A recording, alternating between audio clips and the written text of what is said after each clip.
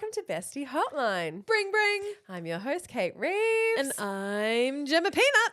And we're here on a Friday to pluck a lemon from the tree. They're ripe. They're throbbing. And they need a dressing. They do. So, got one. Here you go, chummy. What Loved is it over here. What is it? Who's called the Bestie Hotline today? Adiel says, you know what I don't have time for? My 8-year-old's lies. I can handle a little innocent lie, but the detail and lengths my son goes to covering up for his misdemeanors is getting out of hand. Tell me, how do you tackle big and little lies? This is a good one. Mm-hmm. Do you have a liar child? You don't have to name them.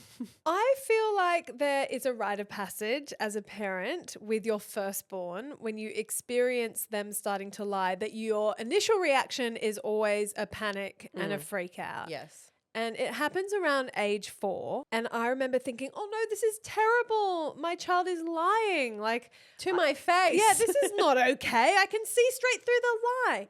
But then I did some research into it and I learned that lying is actually an important part of development. It's actually the layers of intelligence where they have one version of reality and then they can create a second layer where they have the truth and then they're covering the truth. Like, it's actually really important from a cerebral POV, and it's a good thing. Now, if it's a white little harmless lie, I think that's okay. And my kids are full of them and I call them out on it. And it's funny. It's no big deal. I try not to put too much stock or weight into it because we as adults we tell lies. It's actually really important to learn to tell little white lies in life so that we don't offend people, you know? So that we can be part of society. Exactly. That's it's a it. skill set Yeah. that you need to acquire. Yeah. Totally. But 8 years old, so this is 4 years past the general age where lying begins. And it sounds like the elaborateness. To cover up his misdemeanors. I love that. Oh, sounds like he's a real rascal. Yeah, well, I guess it really depends on how the lie is impacting her as a parent, right? Because you can differentiate between, okay, this is a hill I'm not going to die on. Yeah. Let it go. We have plenty of those like, every day. Yeah, exactly. Call them out on it and be like, look, I'm onto you. I know what's up. But what's a more serious lie, do you think, that needs to have a proper sit-down teaching moment? I think if someone's hurt Yeah. or if you've done something that, like, for me, it's if one of my kids was to do something that only benefited them, that was extremely selfish, and they were trying to cover their tracks and get away with it scot-free. That, for me, requires intervention. For example, taking something that's not theirs or just behaving badly and not owning it. That's something I work very hard on with my son. Yep. Like, we all fuck up. It's fine. We all stuff up, but you've got to own it. You've got to own your behavior, apologize and repair. I can package that into learning to apologize. Yeah. As like a top line headline. Totally. I think they go together really well because what I've noticed with, and I have an 8-year-old, an almost 8-year-old, is the easiest thing to reach for is, I didn't know, it wasn't me, I didn't do that, rather than, okay, I did it and that was bad of me and I'm really sorry and I won't do it again. Like, it's just that it's so much quicker and easier to reach for that. No, I didn't do it. And it's like, I don't know. My technique is I have a withering look I save exclusively for my son when I know he is telling me the biggest porcupine ever and it is like a raised eyebrow and I look him dead in the eyes. You and bore into his soul. I bore into his soul and I don't even use words. I just like cross my arms and go, and he withers. I feel it. He withers. I want to wither right now. Withers. Yeah. And it works really well because deep shame. Because he knows I have his number. Yeah. You know, and yes, we also have those lies that it's a hill I'm not going to die on. Like literally while I'm picking up the dog and the bags and the school books and the whatever, and we're trying to get into the car and he's like, I won the running race yesterday at school, mum, or whatever. And I know he didn't. And I'm like, okay, bro. Like, and I never. You let it go. When he was 4, and same for Isla, although Isla's a different beast, and he would do those, I used to be like, you know, when you're so exhausted and you're right, no hill to die on, and it feels developmental and it's clearly lying right to your face. And you're always like, really? Just for it to be over. You know, like I did a lot of those. But now I'm like, I give him light version of the withering look, which is like, really? Like showing him I don't believe anything he's saying. And do you give him the opportunity? No, I don't spend any, I don't give it any oxygen. Okay, interesting. I'm like, you're not going to get far with this with me, mate. Yeah. Like, you're not going to get what you want out of me with this. With Rafa, she is a terrible liar. She thinks she's really good, but her giggles betray her. So, for example, on her rewards chart is that she stayed in her bed. And this one time, she came in at 1 a.m. and slept with me. It's fine. And in my head, I was like, okay, well, she's not getting the sticker tomorrow morning. But she woke up at 5 a.m. and gathered her snugglies and like tiptoed back to her room and then re-entered my room a minute later and was like, morning, mummy. Yeah, like the performance of it. And she's like, I stayed in my room all night. And deadpan without skipping a breath, I went, no, you didn't. Yeah. No, you didn't. No, you didn't. And then she goes, yes, I did. And I go, good one. I give her the face and then Nice. she bursts out. She's like, all right, I did. I want a sticker. And I'm like, well, I don't lie You don't about get it. a sticker for Yeah. not. Yeah. So that's a white lie, but I relate to our DL on a more elaborate lie. One of my kids came home from school and had a sticker book that I'd never seen before, and it looked quite new. Mm-hmm. And then I was like, where'd you get that sticker book? And I've given her away. I've given her away. School gave it away too. School gave it away. Anyway, she said, oh, my friend gave it to me. Oh, yeah. And I was like, what for? That looks like a really nice new quality sticker book. She's like, yeah, she just said I could have it. I'm like, on what grounds? And she's like, I don't know. She just... Because that sounds like a thing another kid would do. Yeah, you can have that. You can have a whole brand new unmarked sticker book. It took a lot of teasing and massaging to get the truth out of her. So it went from that. Which is hilarious when you know it's not the truth. Oh, and she knew. Yeah. And then the story changed to, oh, I found it next to the slide. Yeah. Yeah, Yeah, it found always changes to I found it. Next to next to the slide, I found it. No one reached for it. Fair's fair. Yeah, I held it up, asked if it was anyone's. Oh, wow. She doubled down. Yeah, no one and then I said, Rafa, why would a brand new sticker book be next to the slide in the school playground? And then she goes, oh, did I say playground? I meant lost property. I'm like, okay, now it's becoming more feasible. She went to lost property because she had lost her hat, and I reminded her in the morning to go to lost property. She's obviously gone digging and she's found this sticker book and she's like, yoink, and claimed it. So in that instance, because of the continuous lying, changing of the story, the elaborateness of it all, Hubs and I had to hold our ground. Oh, yeah, and 100%. made her return it to lost property. Yeah. And, healthy amount of shame. Yeah. Important. Just a sprinkle. Just a little sprinkle. Not lashing. Not a whole cup. No, just a little pinch of salt shame. Dusting of shame. Dusting. I like that. Yeah, that's all she needed. And she did the right thing. And then she got mad at herself. Yep. I think Natural. Two-pronged. Wanted to keep it, annoyed that she couldn't, mad at herself for being caught out in a lie. And then she returned it. And to her credit, that was a year ago. That happened in kindy. She hasn't done it again since. It was a lesson in her understanding that someone else's possessions belong to them and it's not for you to just shop, in the lost property. Yeah.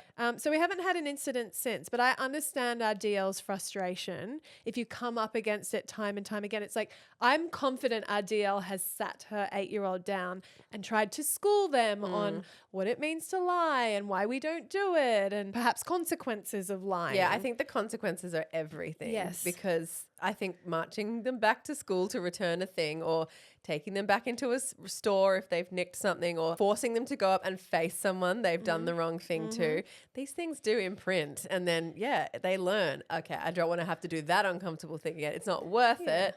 And then they stop the behavior. And these are things to help them be better members of society. And that's what Definitely. you've got to weigh up. You know, things like Rafa lying about the sticker chart, that's no big deal. Yeah. It's like a little thing and we laugh about it in the moment and she knows. But anything that's going to impact someone else. But if you'd given her a sticker because you couldn't be bothered and let her, even though you knew, if you wanted to be like, oh, I just want an easy morning, and you just No, you know because what I mean? that's teaching her to get away with That's it. No, That's you're what I right. mean. It's not as big a deal as the sticker book, but it's still. There's still follow through. What I'm learning about your household is stickers is a real trigger area for Miss Rafaela.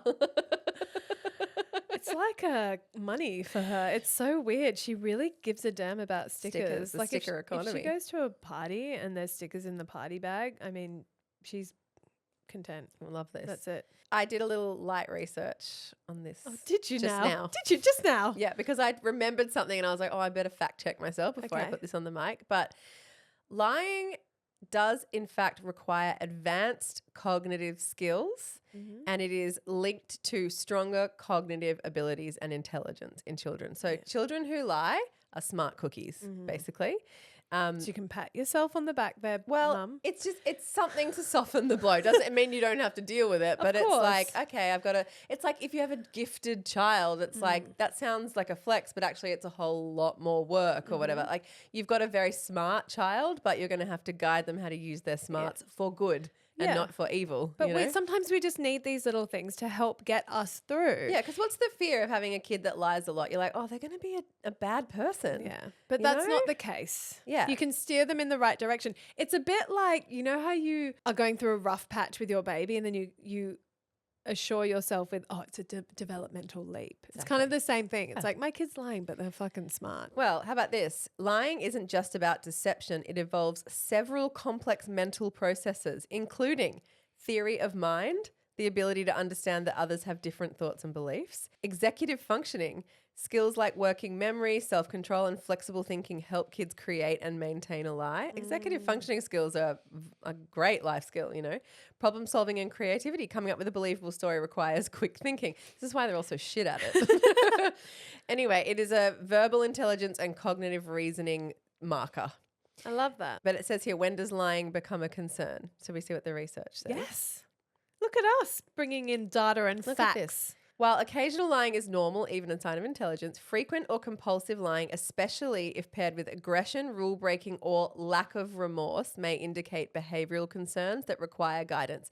I think the lack of remorse is really key because that's the fear is, oh, my kid's like a bald-faced liar. They're going to turn out to be A con man. a narcissist, Yeah. a scammer, someone who's like selfish and only out for themselves. Self-serving. Yeah. So I think it would be like, let's take the sticker book. Yeah. Like, hey, what if that was your sticker book and it was in-laws property waiting for you and someone just took it home? Like, how would that feel? Like the Yes. empathy piece? Yeah, that's absolutely what we did with Rafa. Yeah. And she tried to say, I wouldn't care. Yeah.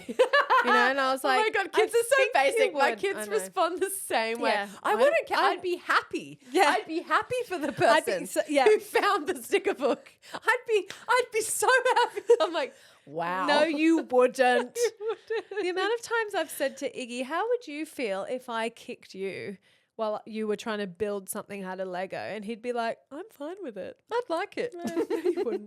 No, you fucking wouldn't. No, you wouldn't be fine with it. Oh. So I guess, yeah, I mean, try the withering look. Try the like, I'm on to you, mate.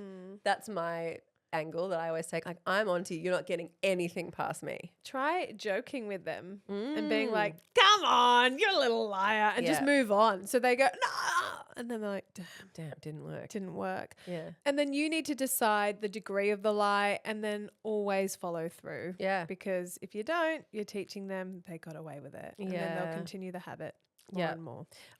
I love to say this very vintage phrase of I wasn't born yesterday, and my kids think it's so funny. They think Yeah. it's a really funny phrase. They think I'm like coined it. I'm like, this is like the most vintage. I think it's pre-boomer, like Dennis the Menace phrase. Like, I wasn't born yesterday, kid. But they love it. They think it's so funny. Great. Because, you know, I like they're not going to get it over me. you The know? other line I like, and I threw this out to Iggy with great effect, which you shared on the podcast, was I said, you don't want to be that guy. Yeah, that's a good one. Nah, you don't want to be that guy. You don't wanna be that guy. Nah. Yeah, And that he works he really well on had men. to process it. He Yeah. was like, Yes, what same do you, with Teddy. oh, no, I don't want to be that guy. The way you're saying it. Mm. And it actually works. Yeah, it's a good one. Oh, that's right. I forgot about that one. I'm going to have to bust that one out again. Yeah. Bring that back in the repertoire. Well, I think the male mind seems to really care about the kind of man they are, Yeah. right? Like, I think women all assume we're the worst. But I think men really do, like, that's a thing for men and boys, right? Like, yeah, that guy. No, I don't want to be that guy. Yeah. It's a good one. It's a good one. Yeah. Oh dear, we really feel for you.